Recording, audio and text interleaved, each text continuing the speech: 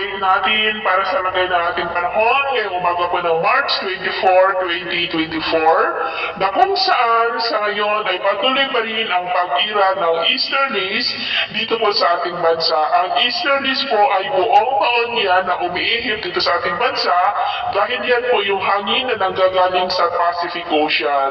Maliban lamang po kung natatapunan yan ng mas malakas na weather disturbance gaya ng mga LPA, bagyo o amihan kung buwan ng November hanggang Marso at habagat naman kung buwan ng June to October. Ang easterlies po ay kalakakasan nito sa buwan po ng April at May. Ito po ay mainit na hangin na mula nga dyan sa Pacific Ocean. Dahil po sa mainit na panahon ay may dala-dala po itong moisture na dahilan ng pagkakabuo ng mga localized thunderstorm, na dahilan po ng mga isolated rains, lalo na po yan sa dakong hapon, gabi at madaling araw. At ito naman ay pinapakita ng forecast model natin pong ginagamit hanggang po sa susunod na 2 linggo. At sa lagay ng ating panahon, ngayong madaling araw ay maayos ang panahon sa malaking bahagi ng ating bansa.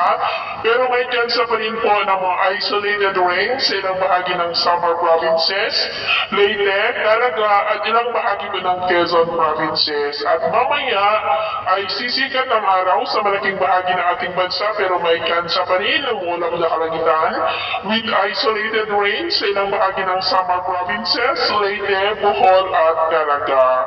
At mamayang hapon, maayos pa rin ang panahon sa malaking bahagi ng ating bansa pero may chance pa rin ng ulap na kalangitan with isolated rains sa malaking bahagi po ng Kabisayaan, Legazpi, Catanduanes, Dinagat Island, Northern Mindanao, kaya mag-ingat po tayo sa posibleng banta ng mga pagbaha at pagguho ng lupa, lalo na po sa Kabisayaan ngayong araw. At ugaliin na rin natin ang magdala ng tubig na inumin kung lalabas po tayo sa ating mga tahanan para po makaiwas tayo sa dehydration, lalo na po sa malaking bahagi ng Luzon at Mindanao dahil mainit po ang panahon ngayon.